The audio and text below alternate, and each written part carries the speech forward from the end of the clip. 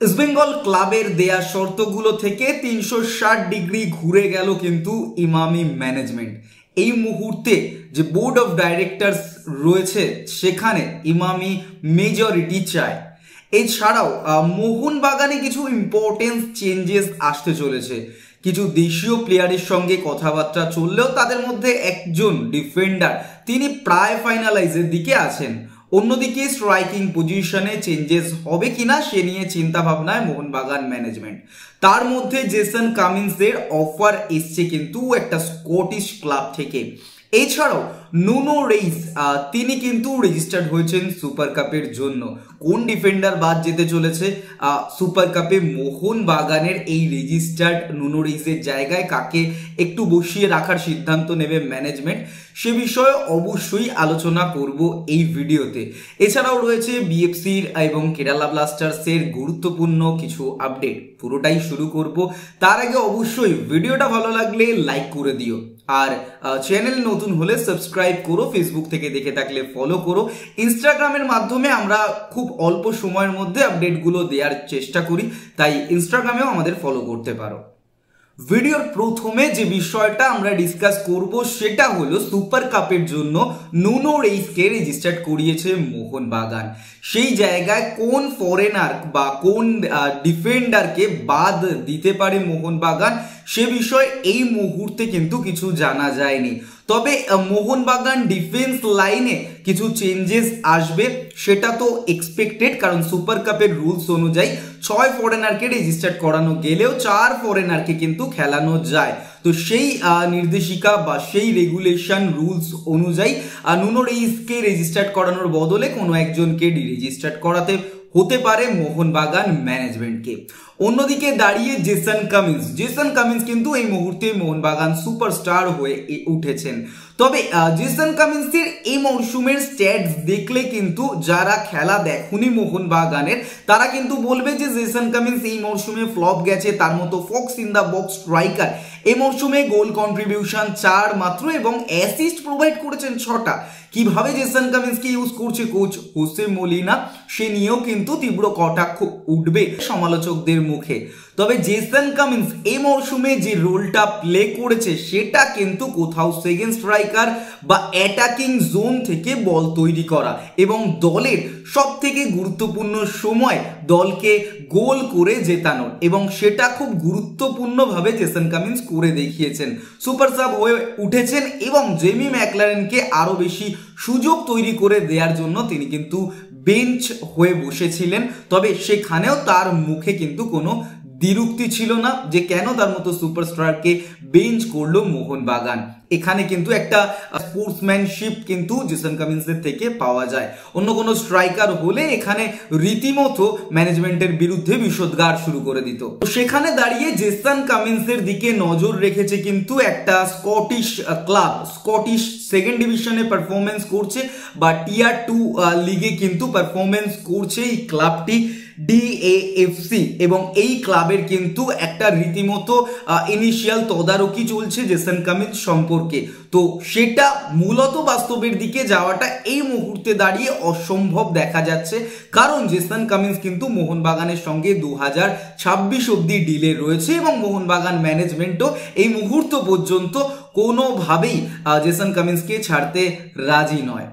এবার আসা যাক আরো একটা বিষয়, যে কেরালা ব্লাস্টার্স কিন্তু এই মৌসুমে কোচ হওয়ার জন্য প্রথমে সার্জিও লোবেরা পরে অ্যান্তোনিও লোপেস থাবাসকে কিন্তু অফার করেছিল, যেখানে সার্জিও লোবেরার পেছনে তারা দীর্ঘদিন ধরে আদা জল খেয়ে লেগেছিল এবং সার্জিও লোবেরাকে শেষ পর্যন্ত 2 কোটি টাকার একটা অফার করেছিল। তবে সেটা ওড়িশা ম্যানেজমেন্ট কিন্তু হটিয়ে দিয়েছে এবং অন্যদিকে ইন্টারকাশি কোনোভাবেই ছাড়তে চায়নি অ্যান্তোনিও লোপেস থাবাসকে। সেই জন্য এই মুহূর্তে দাঁড়িয়ে কেরালা ব্লাস্টার্স সুপার কাপ থেকে নতুন কোচের হাতে দায়িত্ব দিতে চলেছে এবং টিম বিল্ডিং এর দিকেও কিন্তু সেই কোচ একটা গুরুত্বপূর্ণ ভূমিকা নেবেন। এই কোচ হচ্ছেন স্প্যানিশ ডেভিড কাচালা, তিনি কিন্তু 44 বছর বয়সী কোচ।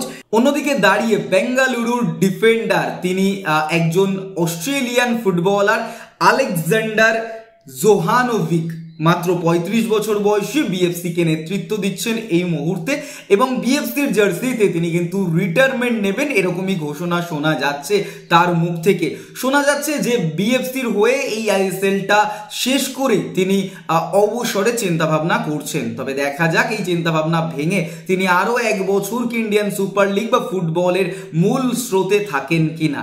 অন্যদিকে দাঁড়িয়ে বেঙ্গল এবং ইমামি ম্যানেজমেন্ট, দেখো বিষয়টা কিন্তু বেশ গম্ভীরভাবে শোনা যাচ্ছে যে ইমামি ম্যানেজমেন্ট এবং বেঙ্গলের রীতিমতো একটা ঝামেলা শুরু হয়েছে এবং থংবয় সিংটো তাকে রিক্রুট করার পর থেকে এই আগুনে আরো কিন্তু ঘি ঢালা হয়েছে, যেখানে আজ শহরে উপস্থিত হয়েছেন থংবয় সিংটো, যদিও এর আগে কিন্তু ক্লাবে গেছিলেন তিনি এবং সেখান থেকে দাঁড়িয়ে থংবয় সিংটো মূলত দলে যে দায়িত্বটা নেবেন সেই দায়িত্বটা হলো রিক্রুটমেন্টের বিষয় বা স্কাউটিং এর বিষয়টা, যেটা অময় ঘোষাল করত সেই বিষয়টা।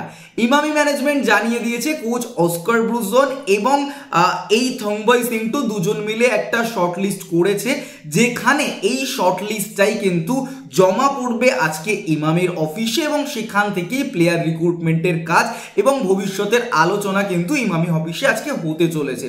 এবং ইমামির পক্ষ থেকে দাবি করা হয়েছে যে বোর্ড অফ ডাইরেক্টরসে মেজর যে লোকজন ছিল সেটা কিন্তু ইস্টবেঙ্গলের পক্ষ থেকে ছিল, এই মুহূর্তে সেটা কিন্তু ইমামির পক্ষ থেকে থাকবে।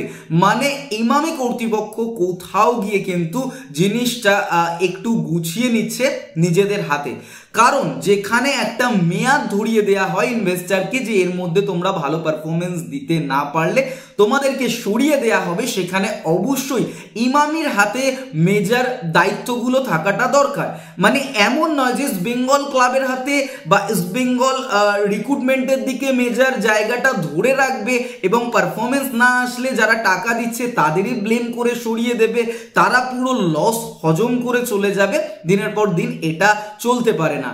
সুইস সিমেন্ট একটা টাইমে কিন্তু এই জিনিসটা চেয়েছিল, তবে বেঙ্গল ক্লাবের পক্ষ থেকে কিন্তু সেই বিষয়টাকে তদারক করে বা সেই বিষয়টা সুইস সিমেন্টের হাতে না দিয়ে তার উপর প্রেশার ক্রিয়েট করে তাকে সরিয়ে দেওয়া হয়েছিল। বাট ইমামি এই ভুলটা আর করতে চাইছে না। ইমামি কিন্তু এই মরশুমে মেজরিটি যে রিক্রুটমেন্টের দিকে বা টিম বিল্ডিং এর দিকে সাইনিং এর দিকে পুরো জিনিসটা নিজেদের হাতে নিয়ে নিতে চাইছেন। অন্যদিকে দাঁড়িয়ে তারা আরো একটা বিষয় জানিয়ে দিয়েছে যে ইমামি ম্যানেজমেন্ট যাদের রিক্রুটমেন্ট করবে তাদের স্যালারি ইমামি ম্যানেজমেন্ট দেবে এবং 1 এপ্রিল থেকে যাদেরকে বেঙ্গল ক্লাব রিক্রুট করেছে তাদেরকে কোনো স্যালারি দেয়া হবে না। অর্থাৎ ইস্টবেঙ্গল ক্লাবের তরফ থেকে বোর্ড অফ ডাইরেক্টরসে যারা ছিল তাদের স্যালারি কিন্তু ইমামি দিত এবং এখানে একটা চরিত্র, যে চরিত্রটা বেঙ্গল ক্রমাগত তলানিতে যাওয়ার জন্য দায়ী ছিল, সেই অময় ঘোষালকে কিন্তু রিক্রুট করেছিল বেঙ্গল ক্লাব, আর এখান থেকে কিন্তু এটা পরিষ্কার হয়ে যায় এবং অময় ঘোষালকে 1 এপ্রিলের পর থেকে আর স্যালারি দেবে না ইমামি ম্যানেজমেন্ট। তাকে যদি রাখতে হয় তাহলে তাকে বেঙ্গল ক্লাবের স্যালারি দিতে হবে। এই বিষয়ে কিন্তু আজকে একেবারে ফাইনালাইজ মিটিং আছে। মিটিং এর পর যে আপডেট আসবে সেগুলো সবটাই তোমাদের সাথে শেয়ার করব। অবশ্যই আপডেটেড থাকার জন্য আমাদেরকে লাইক করো এবং ভিডিওটা শেয়ার করে দিও। দেখা হচ্ছে আগামী ভিডিওতে, ততক্ষণের জন্য টাটা।